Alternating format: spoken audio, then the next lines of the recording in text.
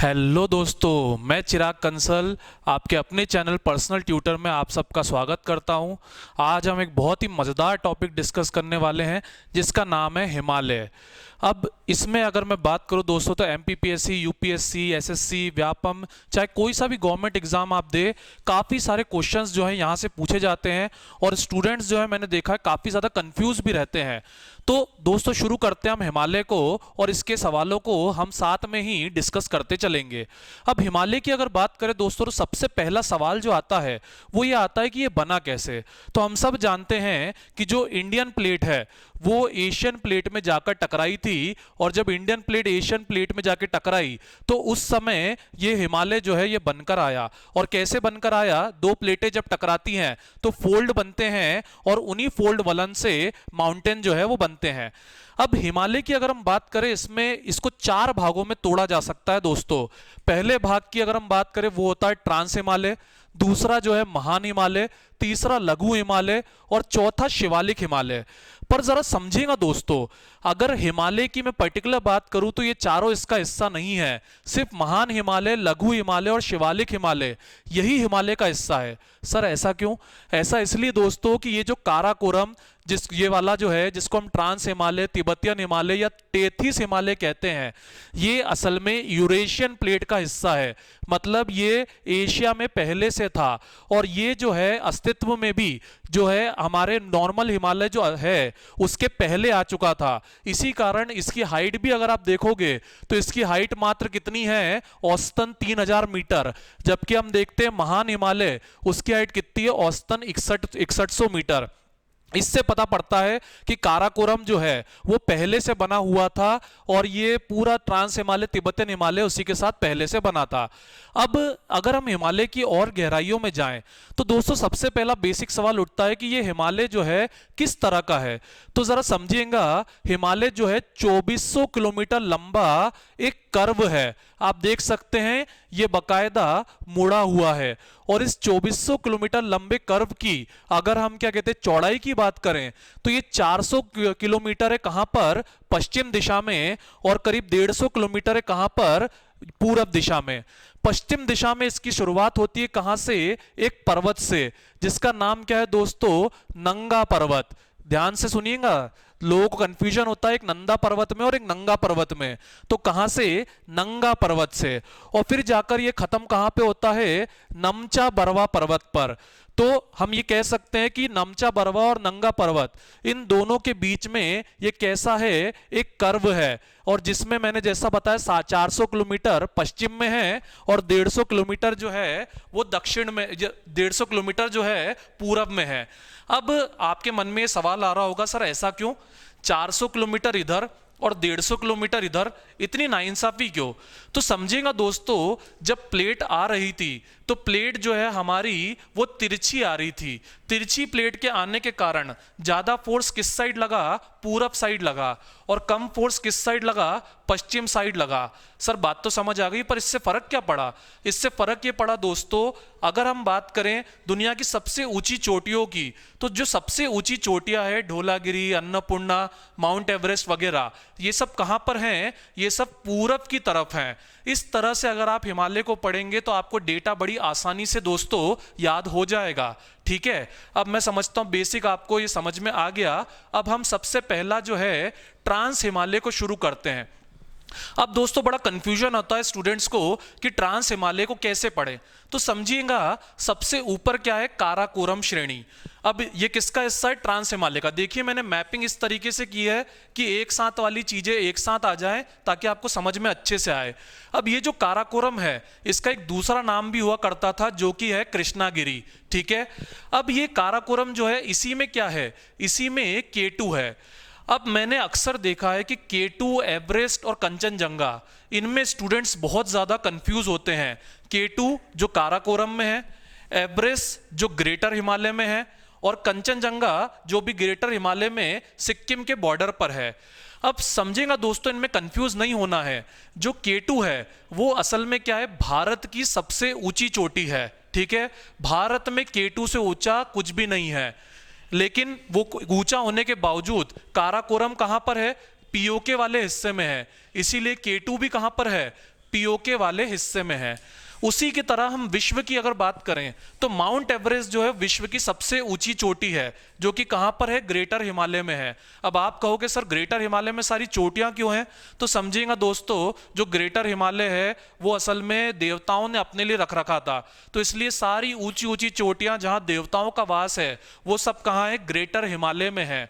और उसके नीचे जो लेसर हिमालय है, जो लेसर हिमालय, लघु हिमालय है, वो ईश्वर ने हमारे लिए छोड़ दिया था ताकि हम घूमने फिरने जा सकें।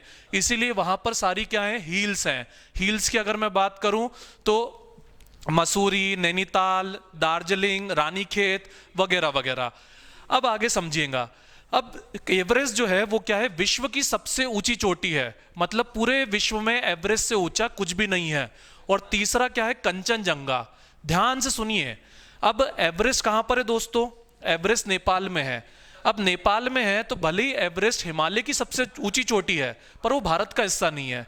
तो अगर सवाल आए कि भारत में हिमालय की सबसे ऊंची चोटी कौन सी है, तो भारत में हिमालय की सबसे ऊंची चोटी कौन सी है, कंचनजंगा है।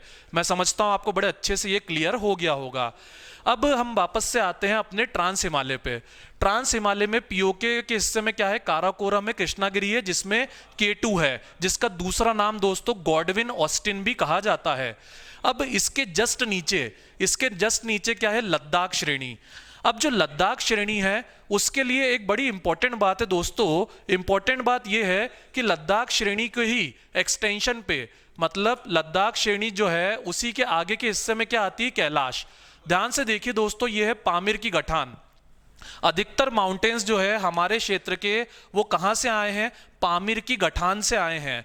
तो उसी तरह से काराकोरम भी पामीर की गठान से निकली है और लद्दाख भी पामीर की गठान से निकली है। लेकिन जो कैलाश है वो असल में लद्दाख में से ही क्या है, निकली हुई शाखा है।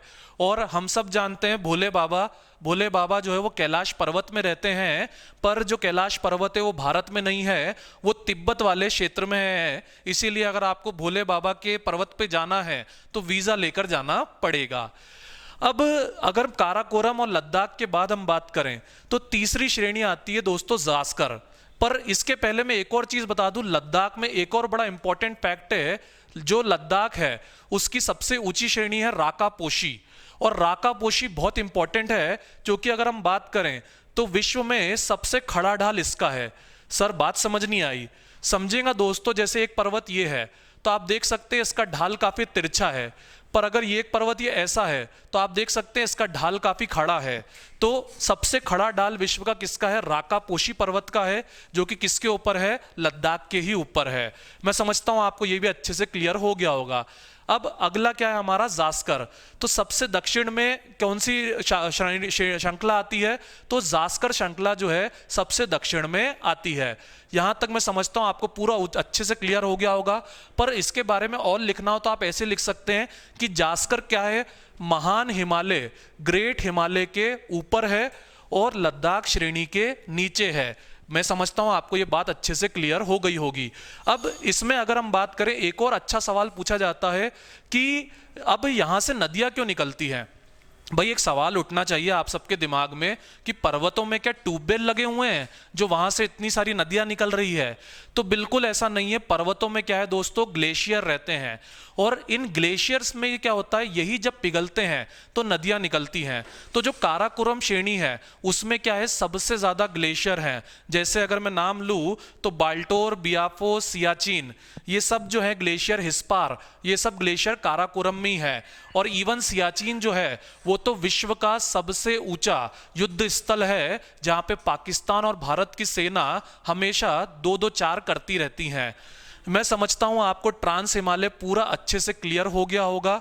अब ट्रांस हिमालय के बाद दूसरा सवाल आपके दिमाग में आएगा, महान हिमालय। तो अब देखिए जरा, जो हमारा प्रमुखता हिमालय है ये 3 भागों में बटा है, महान हिमालय, लघु हिमालय और शिवालिक। महान क्यों, भाई सीधी बात है, मैंने समझा चुका हूं, दुनिया की जो सबसे ऊंची चोटियां हैं वो कहां पर है, महान हिमालय में है। अब ये पूरा हिमालय जो है ये कैसा बना हुआ है दोस्तों, आप देख सकते हैं ये पूरब से पश्चिम में क्या है, फैला हुआ है, ईस्ट से लेकर वेस्ट तक फैला हुआ है, बस एक क्या है, कर्व बना हुआ है। और महान हिमालय की औसत ऊंचाई भी कितनी है, 6100 मीटर है। और हम समझ ही चुके हैं कि सारे बड़े बड़े पर्वत जो हैं यही हैं। पर एक सवाल उठता है कि सर सारे पर्वत बड़े बड़े यहीं हैं, पर अगर इन पर्वतों से किसी को आना जाना हो तो उसका क्या? तो जो ग्रेट हिमालय है उसमें पासेस भी हैं, और इन्हीं पासेस से क्या होता है, हम निकल पाते हैं। सर पास मतलब हम समझे नहीं।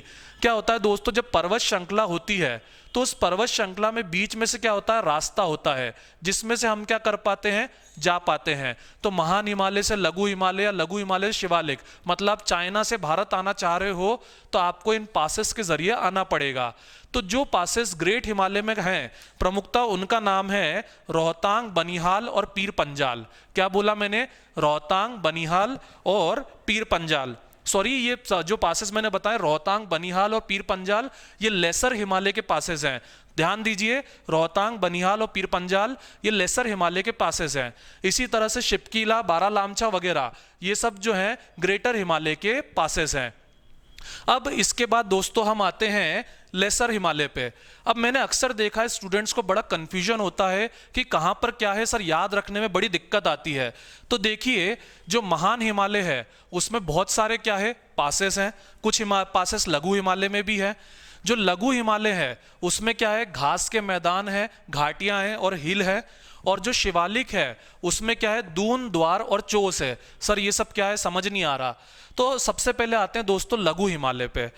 अब लघु हिमालय की जब हम बात करते हैं दोस्तों, तो इसमें क्या है, घास के मैदान है और इसके अलावा घाटियां और हिल है। घास के मैदान सर क्या होता है दोस्तों, जो लघु हिमालय है उसका जो ढाल है उसके ऊपर क्या है, घास के मैदान बने हैं। सर कैसे, क्या बात समझ नहीं आ रही? तो दोस्तों समझो, जब हमारा मानसून आता है तो मानसून में जो हवाएं हैं, जो बादल हैं, वो कहाँ आके टकराते हैं, हिमालय पे आके टकराते हैं। जब वो टकराते हैं तो उनसे क्या होती है, वर्षा होती है। और वर्षा से जो क्या कहते हैं लघु हिमालय है उसका जो क्या कहते हैं ढाल है उस पर क्या बन जाते हैं, घास के मैदान बन जाते हैं। अब जो कश्मीर वाला क्षेत्र है वहां पर इन घास के मैदानों को बर्ग कहा जाता है। क्या कहा जाता है दोस्तों, मर्ग कहा जाता है। इसीलिए हम वहां पर देखते हैं कश्मीर वाले क्षेत्र में सोनमर्ग, गुलमर्ग इस तरह के घास के मैदान मिलते हैं।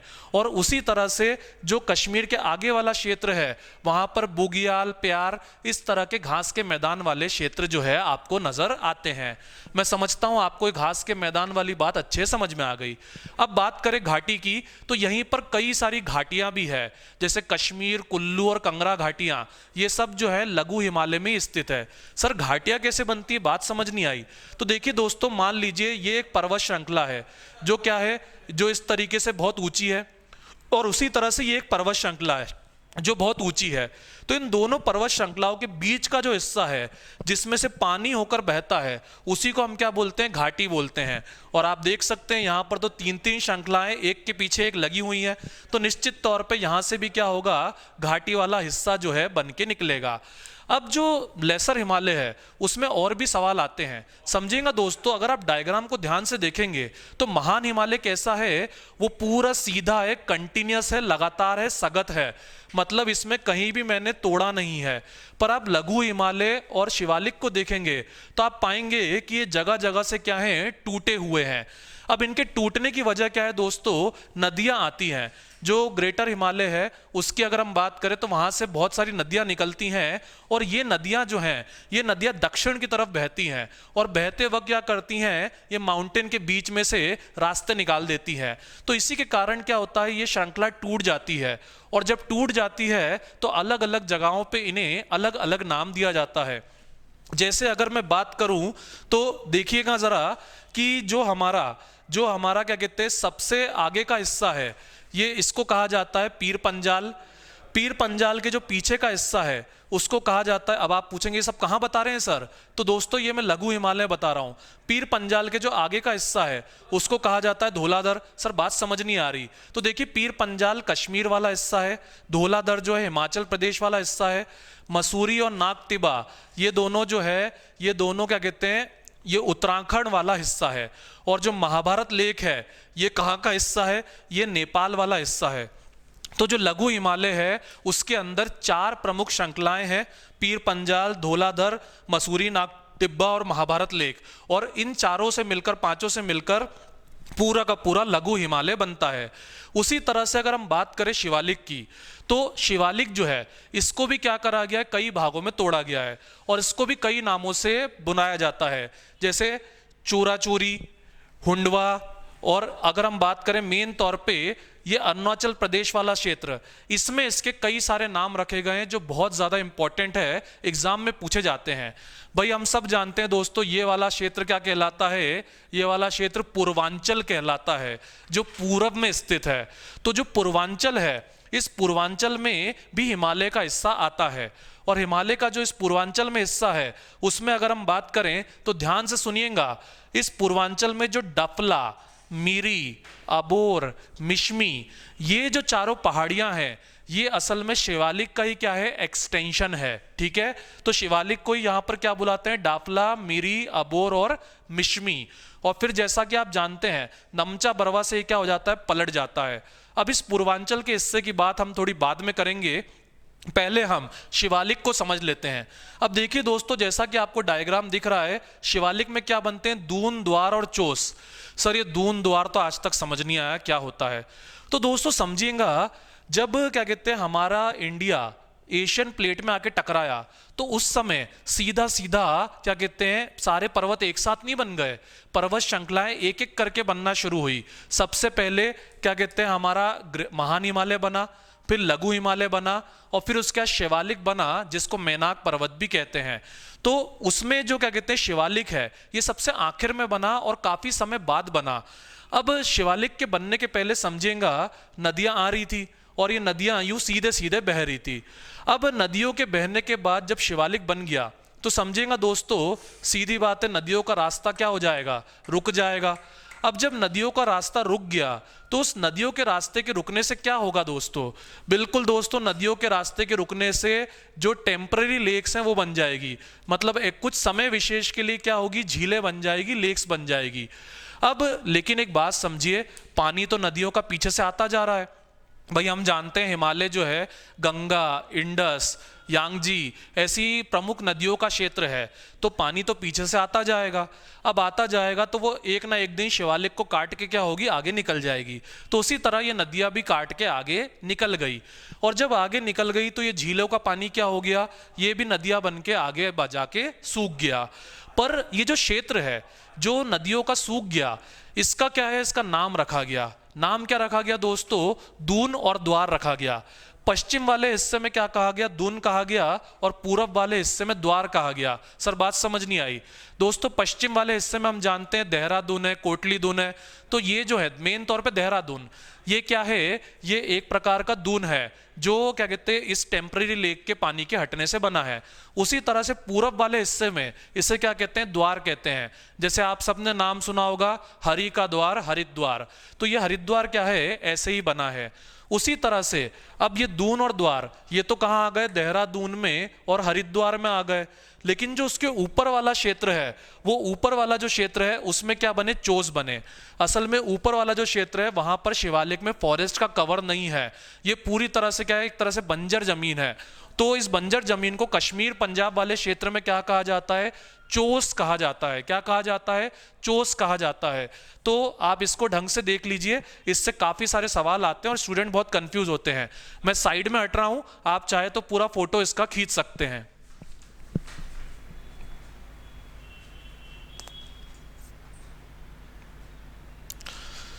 चलिए, बड़े अच्छे से आपने समझ लिया होगा। अब देखिए, अब आते हैं हम किस पे, पूर्वांचल पर। मैं समझता हूं आपको काराकोरम यानी कि अपना ये पूरा क्या कहते हैं ट्रांस हिमालय वाला क्षेत्र, महान हिमालय, लघु हिमालय और शिवालिक, ये सब अच्छे से क्लियर हो गया होगा। आप देख सकते हैं जैसे शिवालिक की हाइट भी क्या है, कम है, क्योंकि दक्षिण में होने के कारण इसको नदियों ने काटा भी बहुत है, और तब तक इंडिया की प्लेट लगभग सेटल हो चुकी थी। अब इसके बाद आते हैं हम पूर्वांचल पे। अब सबसे ज्यादा कंफ्यूजन होता है विद्यार्थियों में कि पूर्वांचल का हिस्सा क्या है। तो दोस्तों पूर्वांचल का हिस्सा क्या आएगा, सीधी बात है जो शिवालिक के नीचे है। हम सब जानते हैं कि जो हिमालय है वो कैसे हैं, वो सीधे गए हैं, कर्व शेप में गए हैं पश्चिम से कहां पर, पूरब दिशा में, और फिर मुड़ गए हैं। तो मुड़ने के बाद जो ये हिस्सा है इसी को हम क्या कहते हैं, पूर्वांचल कहते हैं। और फिर ये आगे जाके कहाँ जाता है, अराकन यामा में म्यांमार में जाता है, और फिर उसके भी आगे अंडमान निकोबार में जाता है। ये सब हम जानते हैं। तो जब ये मुड़ जाते हैं तब इनके कुछ नाम पड़ते हैं अलग अलग, जो कि है पटकई बूम, नागा हिल, मणिपुर और मिजो हिल। भाई नागालैंड में नागा हिल, मणिपुर में मणिपुर हिल, मिजोरम में मिजो हिल, और ऊपर वाले हिस्से में पटकई बूम, और इसके अलावा ये यहाँ त्रिपुरा में त्रिपुरा हिल। तो ये जो चारों हैं, ये जो पांचों है, पटकई, नागा, मणिपुर, मिजो, त्रिपुरा, ये पांचों क्या होते हैं, ये पूर्वांचल कहलाते हैं। अब आपके मन में एक सवाल जरूर आ रहा होगा कि सर ये जो मेघालय वाला क्षेत्र है इसमें भी तो कुछ हिल्स हैं। अभी आपका होमवर्क है दोस्तों, बहुत इंपॉर्टेंट हिल्स है। अगर आपको क्या कहते हैं पता है तो कमेंट सेक्शन में हमें बताएं कि ये जो मेघालय वाला क्षेत्र है इसमें कौन कौन सी हिल्स हैं। तो ये जो मेघालय वाले क्षेत्र की हिल्स हैं सर, इनका क्या ये पूर्वांचल का हिस्सा नहीं है? तो हाँ दोस्तों, ये पूर्वांचल का हिस्सा नहीं है, क्योंकि असल में ये आप आगे के सेशंस में समझेंगे कि जो हमारा पेनिनसुलर प्लेटू है, जो हमारा प्रायद्वीपीय पठार है, वो असल में उसके बीच में जो एक मालदा गैप बन गया था, उस गैप के कारण ये अलग हो गया है। अन्यथा मेघालय जो है वो क्या है, पेनिनसुलर प्लेटू का ही हिस्सा है, पूर्वांचल का हिस्सा नहीं है। इसलिए मेघालय की पहाड़ियां भी पूर्वांचल का हिस्सा नहीं कहलाएंगी। अब मैं समझता हूं दोस्तों आपको ये पूरा का पूरा अच्छे से बेसिक क्लियर हो गया होगा। पर इसमें एक डाउट मैंने देखा स्टूडेंट्स को और रहता है, वो डाउट ये है कि सर इसको क्षेत्रीय तौर पे विभाजित किया जाता है किताबों में, और हम बड़े कंफ्यूज रहते हैं कि क्षेत्रीय स्तर पे कैसे विभाजित हुआ। तो समझेगा दोस्तों, हमारी कुछ नदियां हैं जो यहां से निकलती हैं। जैसे ये देखिए सिंधु नदी, ये देखिए सतलज नदी, ये देखिए काली नदी, ये देखिए तिस्ता नदी, और इधर कोने पे दिहांग गॉर्ज।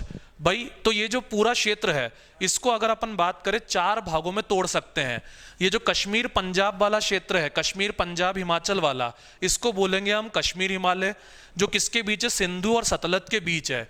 जो उत्तराखंड वाला हिस्सा है उसको क्या बोलेंगे, कुमाऊं हिमालय, जो किसके बीच है, सतलज और काली के बीच है।